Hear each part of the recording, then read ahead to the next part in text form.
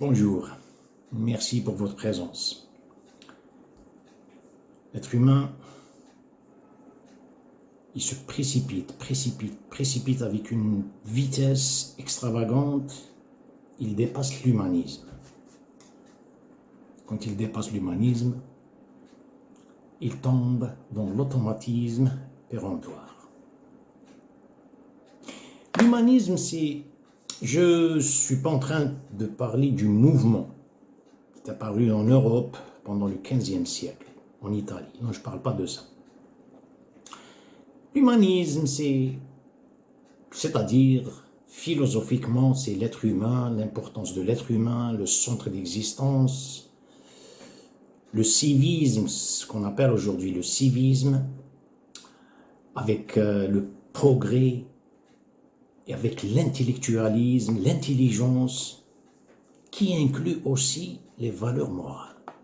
Voilà ce que c'est que l'interprétation de l'humanisme. C'est pas mal de choses, hein. Je ne suis pas en train de donner les détails. Ça, c'est l'interprétation du mot humanisme. Je ne suis pas en train de parler du mouvement. Il y a une petite histoire bizarre chez les Grecs. Je ne me souviens pas du philosophe grec. Aristote, Socrate, Platon. Il était dans le milieu d'un bazar. Il avait dans sa main une bougie. Pendant une journée ensoleillée. Il faisait comme ça. Lui ont demandé, qu'est-ce que vous êtes en train de chercher? Il aurait dit, je cherche un être humain. Bizarre, ils savent ce qu'il est en train de dire. L'être humain n'a pas dit poli, hein. Il n'a pas dit un être humain avec les valeurs morales, il n'a pas dit un être humain civilisé, non. Et attention, ces gens, ils étaient vraiment en avance vers les Grecs. Il parle de l'être humain, c'est-à-dire le néoplatonisme. Qu'est-ce que c'est que l'être humain? L'être humain, c'est le microcosme pour eux, qui représente similitude, un reflet du monde macrocosme, le monde de dehors, de l'univers. D'ailleurs, en bouddhisme, en hindouisme, on parle beaucoup de ça. En islam, lorsqu'il s'agit de l'orthodoxie, de charia, l'orthodoxie, on ne parle pas de ça. Bien que tout le Coran parle de ça. Vous trouverez ça dans le soufisme et par implication indirectement. Ils ne vont pas vers les détails parce qu'ils veulent, ils surveillent combien l'être humain ou bien le cerveau de l'être humain accepte. Ils ont pas mal de secrets, mais ils ne le divulguent pas. Awliya Allah. Ils vous donnent un compte-gouttes. L'humanisme, l'être humain se précipite. L'humanisme, il dépasse l'humanisme. C'est-à-dire, l'humanisme n'existe plus. Il n'existe plus. Ah, vous exagérez avec toute cette civilisation du progrès et tout ça. Maintenant, ces principes, à partir du Coran, quand on parle de l'humanisme, Dieu vous dit, dans un verset du Nahl, c'est-à-dire les abeilles. Je pense que c'est 97. Non, je ne sais pas. Il y a rien.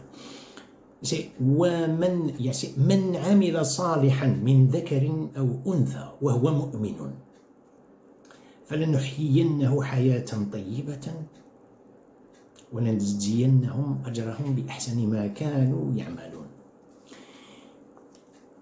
Les bons actes ne sont pas indépendants. Vous parlez de l'humanisme, vous parlez du progrès, vous parlez. Les principes, le muntalaq du Coran, le progrès n'est pas un progrès si l'être humain n'est pas un actionnaire avec son âme, avec son esprit. Il peut être un progrès, comme vous le voyez aujourd'hui. C'est un progrès extravagant. Et l'être humain est en dévolution. Regardez la décadence, la dégradation de l'être humain avec toutes sortes de maladies psychologiques, de maladies physiques. Si on dit psychologique, ça suffit. Car toutes les maladies dérivent, c'est des maladies psychosomatiques qui dérivent du cerveau. Si le cerveau, la centrale nucléaire, il y a une fuite. Alors là, Tchernobyl. Le verset, c'est quiconque, mâle ou femelle, fait une bonne œuvre. Si c'était une bonne œuvre, elle est indépendante. Ça y est, on l'accepte. Il vous a dit tout en étant croyant. Vous savez ici, c'est un adverbe. Vous savez, l'adverbe décrit l'action, une cadence, comment elle est. La cadence, le mouvement, comment il est. Comparément à l'adjectif, il décrit, c'est un beau tableau. Ça y est, c'est stagné, c'est beau. Mais l'adverbe, il décrit l'action. Comment? Regardez. Il était tout en étant croyant. Et le croyant qui inclut le dernier, l'éternité, ce n'est pas comme celui qui voit le civisme, comme est le cas aujourd'hui, le civisme stagné, qui a à voir avec un monde administratif, qui a à voir avec une politesse commerciale.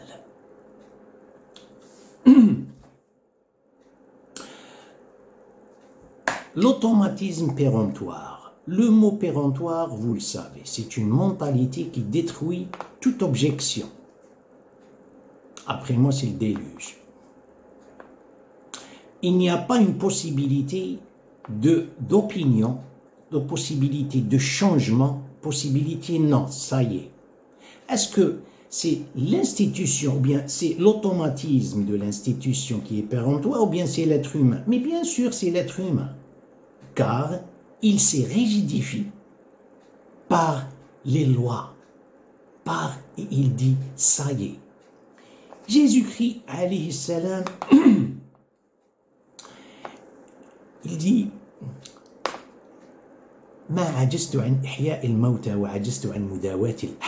c'était pas difficile pour moi de ressusciter, de ressusciter les morts, mais c'était difficile pour moi de guérir la mentalité péremptoire.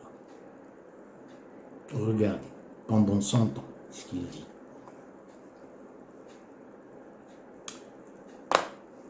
On va voir un autre verset.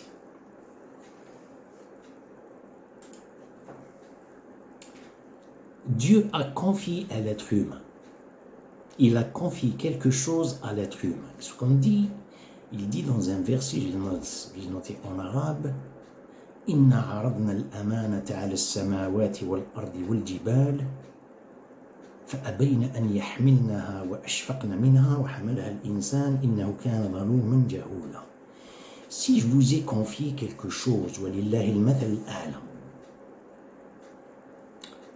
bien sûr, c'est quelque chose, je n'ai pas envie de la donner aux autres. C'est je compte sur toi. Justement, il vous a dit, regardez l'immensité de l'existence, samawat, les cieux, l'immensité de la terre, l'immensité des montagnes. Les montagnes, par exemple,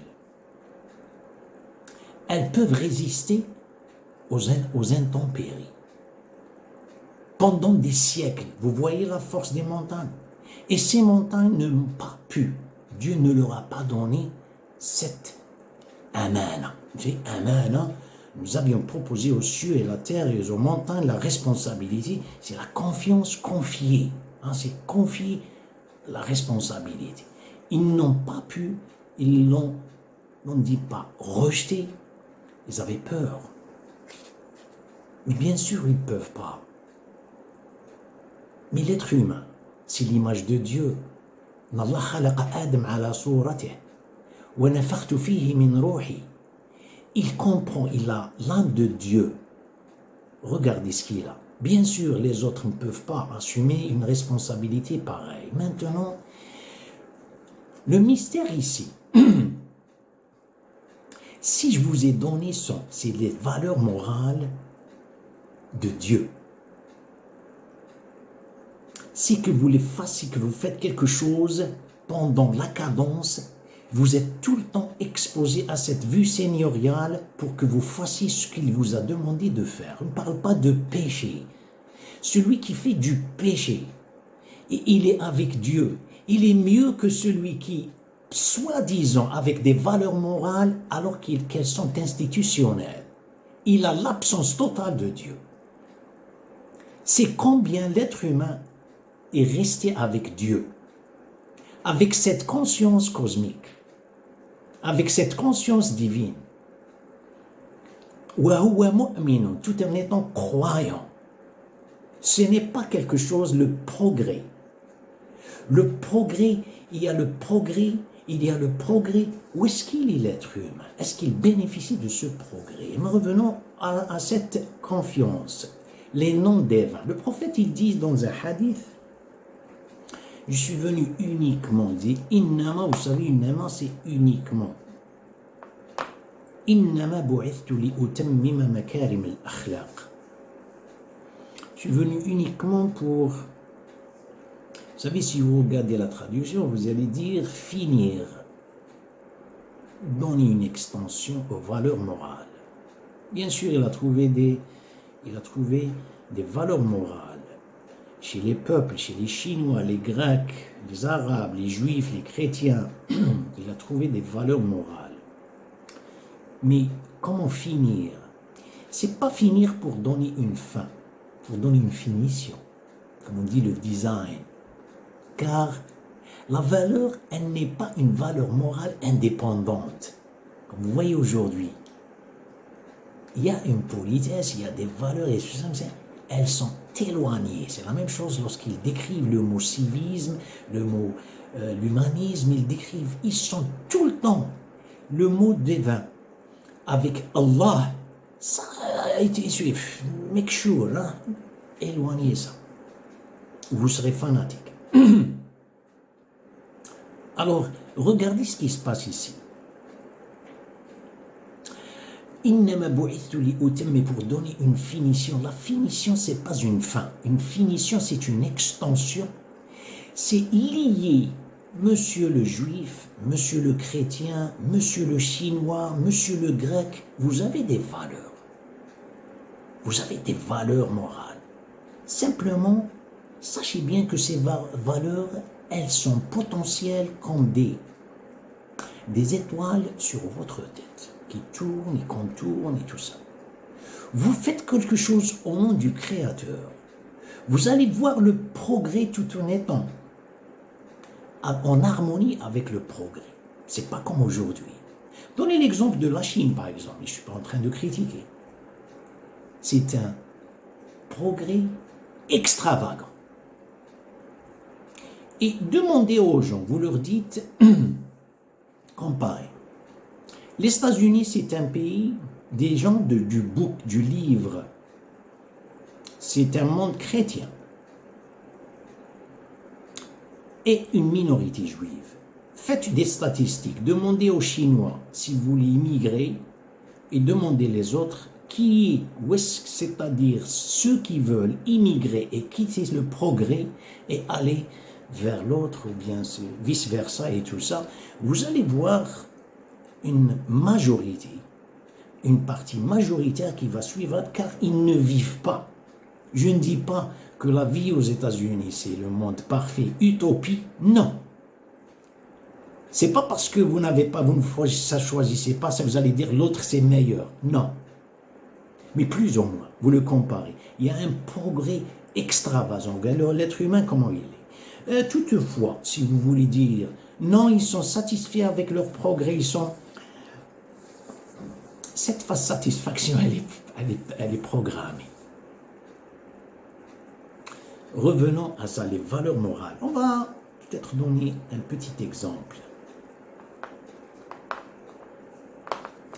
Je le donne souvent. L'être humain, c'est Adam, c'est un. Vous dites à l'être humain, Monsieur X qui est Adam, il représente le 1. Vous lui dites, on aime bien voir les valeurs morales. Il n'y a personne dans le monde. Pourriez-vous nous montrer votre générosité? Alors, qu'est-ce qu'il va faire? Voilà, il va enlever un billet de 5 dollars de sa poche droite, il va la mettre dans la porte, dans la porte, plutôt la poche gauche, à gauche. Voyez, je suis généreux. Alors là, compatissant, l'empathie, la sympathie, il doit y avoir, il faut qu'il y ait une autre personne. C'est le monde, quand il est comme ça, le monde, il y a tout le temps coexistence. Là, on voit, vous voyez quelqu'un, vous êtes en train de, tantôt c'est une harmonie, tantôt c'est un conflit, mais il y a là, vous voyez, vous serez sous un test pour montrer, pendant le moment, vous n'êtes pas un ange, montrer les valeurs morales pendant cette confrontation qui se passe aujourd'hui. Alors moi, je ne le fais pas. Si vous le faites, vous êtes conscient. Vous avez la nature pour laquelle vous êtes créé. Humilité, abaissement, absorption. Quelqu'un qui est tout le temps volontairement, consciemment sous cette supervision seigneuriale, il développe une pulsion dans son cerveau. C'est une pulsion, elle est abstraite. De cette abstention, et il tolère, c'est un tolérant. Il a laissé, pas nécessairement parce qu'il connaît le nom de cette, il est compatissant, il est tendre, il est galant, il est généreux et tout ça.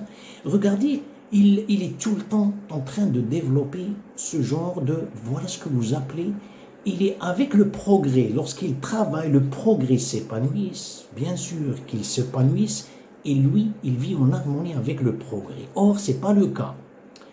Je ne suis pas ici, moi, je ne suis pas ici pour prêcher la religion, il n'est pas ici pour prêcher la religion, il n'est pas ici, voilà, Monsieur X et Y, voilà les feux tricolores qui ont pris la relève.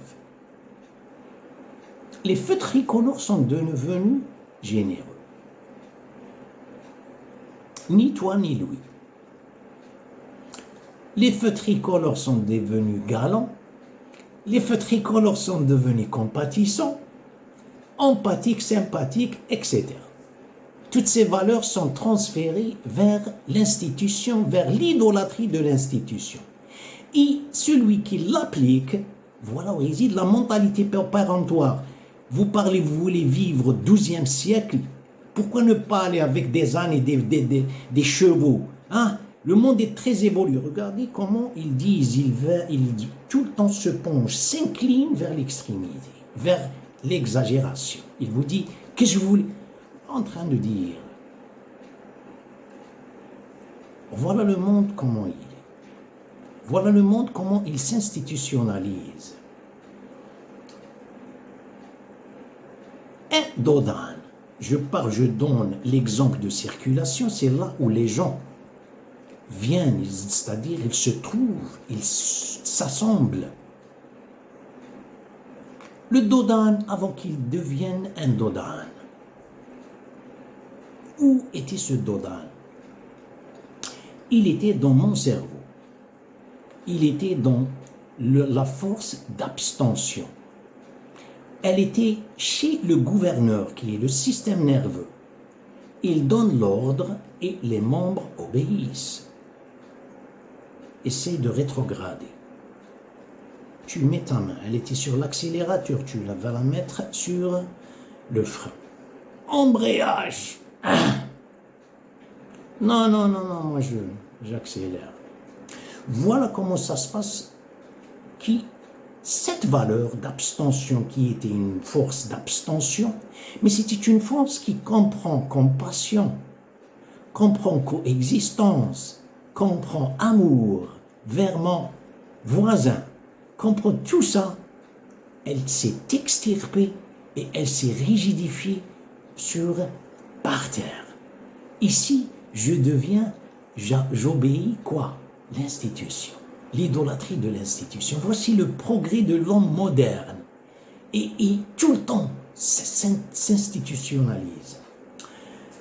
Le diagnostic qui, normalement, le diagnostic qui diagnostique non seulement diagnostiquer, mais c'est le remède lui-même. Quoi? C'est les temples de Dieu. Les gens peuvent devenir inconscients, peuvent devenir avec les mentalités, toutes les mentalités péremptoires, mais lorsqu'ils viennent dans la maison de Dieu, ils se corrigent. Or, qu'est-ce qui se passe aujourd'hui avec les temples? Plus précisément la mosquée. Elle automatise les gens pire que les autres religions. La mosquée elle-même, avec les traits que vous voyez d'alignement, pour aligner les fidèles, ils viennent ici pour s'automatiser. Les musulmans créent plus d'automatisme que les autres pays. Merci pour votre attention et à la prochaine.